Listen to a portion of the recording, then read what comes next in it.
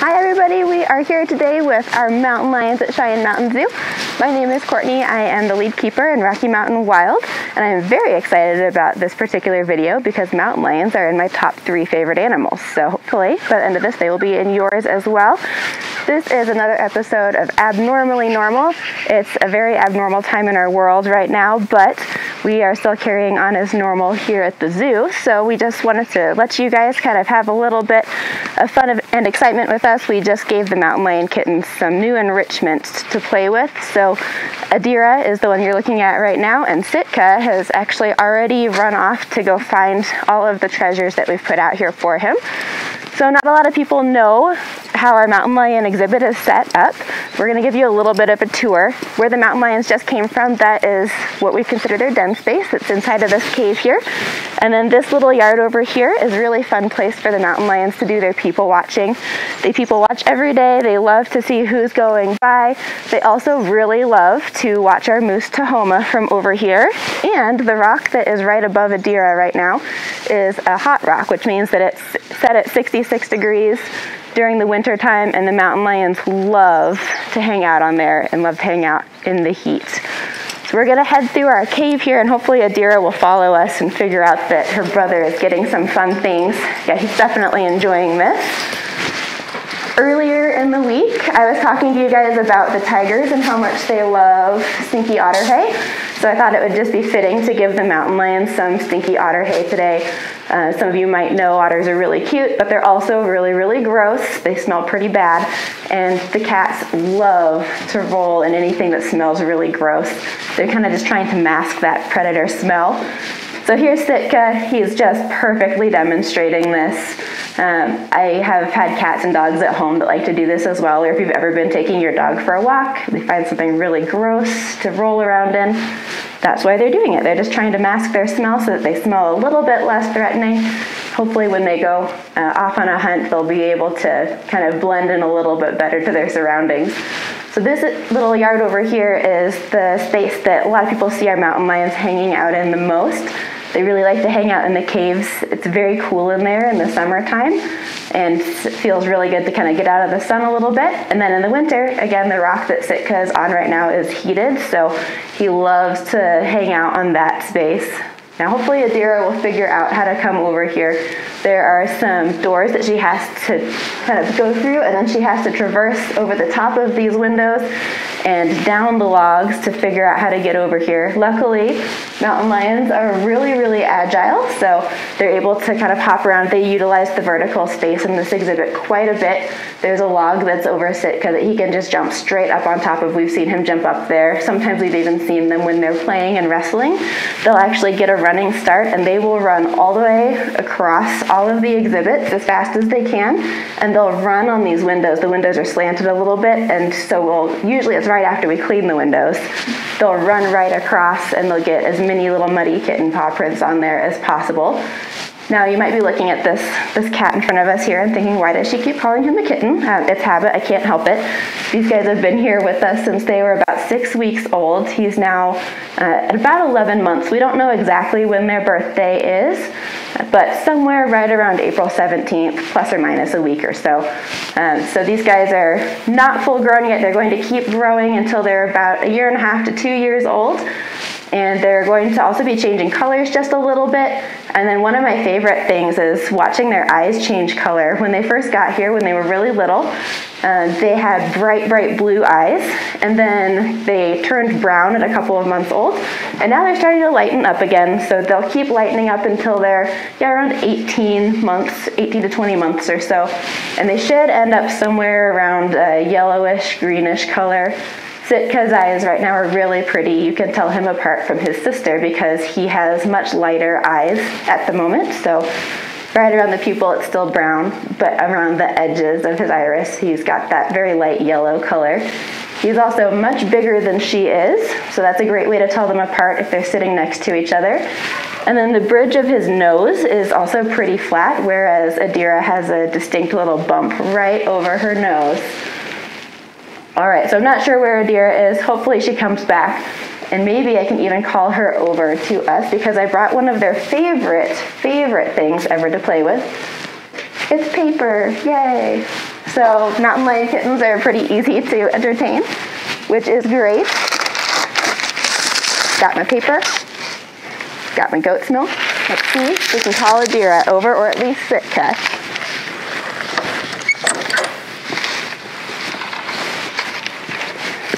Sitka, Adira.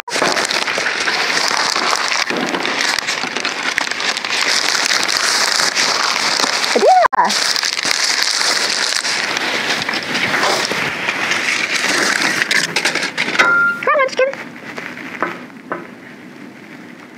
All right, well, Adira is thinking about it. We'll just let them think for a little while, and you guys can get kind of the upper hand on the mountain lions because they don't know what's over here, but now you guys are going to. So over in this exhibit, this is their favorite spot for watching the wolves. They love to hang out on top of this rock back here, and also they climb this tree in the very back so that they can get a good view of the wolves. This is a great spot for humans visiting the zoo to also look at the wolves. But in here, we put some paper, and then we also have a really fun toy for them to tackle on this zip line. So hopefully they'll figure it out. If not, we can just go watch them roll in gross otter hay. Really, there's not a whole lot that can compete with the smelliness of otters, so we'll head back that way. Gonna keep my paper and my goat's milk just in case.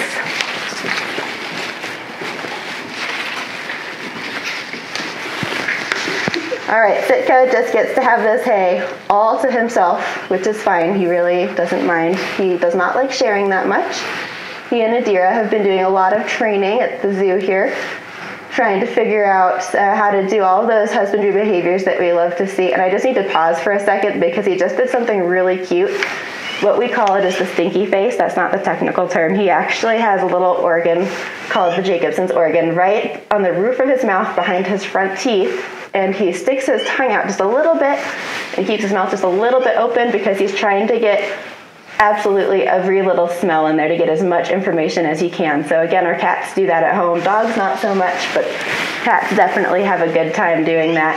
And so hopefully we'll get to see him do it again. Adira does it quite a bit as well. So if she comes down here and figures out that there's all this really smelly otter hay, then we should be able to see her make that as well. She's making her way down. She's trying to make a choice right now. She doesn't know if she should go over and investigate the paper that you guys saw earlier or try to steal some hay from Sitka. Looks like she's made a good choice here. So they're probably going to be just rolling around for a while. I kind of doubt that they're going to go find the other enrichment. This is just way, way too fun. But this is great to see them interact with each other. Mountain lions typically are solitary, but since these guys have grown up together, they'll stay together for their whole lives. They've actually found in some research studies in Wyoming that they do spend some time occasionally with other adult mountain lions, not very often, but every once in a while they'll kind of see each other in passing and think that's okay and kind of just move on. All right, so Sitka and Adira, back to their training. They've been working on a couple of different behaviors with us. So these are things that help us take great care of them. We never go in with the mountain lions. Even when they were really little, we never went in with them. So these guys have to learn how to do things through a fence. So those things could be an injection training. If we want to ask them to line up against the fence, they'll lean their hip into that fence, and that lets us safely reach them.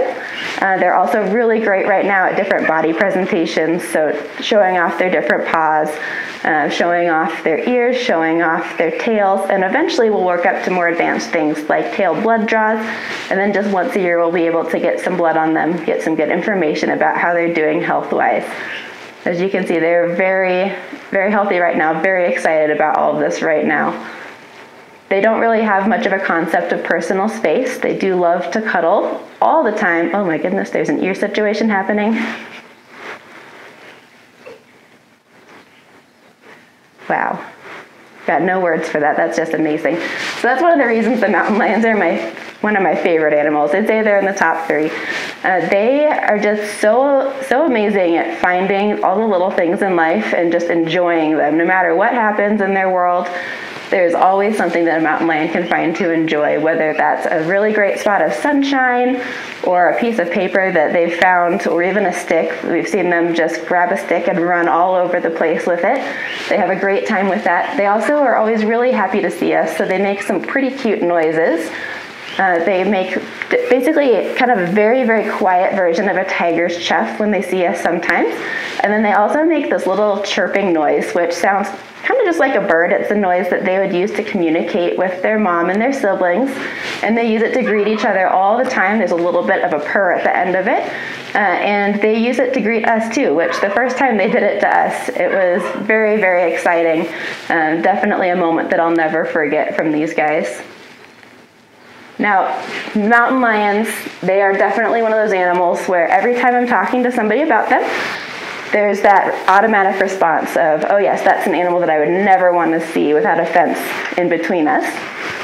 And that's a pretty common response. You know, they're an animal that we don't really know a lot about sometimes, and some of the best ways to combat that fear is to get a little bit of knowledge on board. So just to give you guys a bit of background on mountain lions, we do have about 4,000 to 6,000 of them here in Colorado. Not totally sure on those numbers. They're a very elusive cat, so they're very hard to study and figure out how many there are. But you are not very likely to see one. So I bet that there are some of you watching right now who have seen one or who have had an experience with one. And that's really amazing. You should be very glad that you had that experience. However, there are some negative experiences that can happen with mountain lions. So these kittens came here because they were orphaned in the wild. There was a human-wildlife conflict.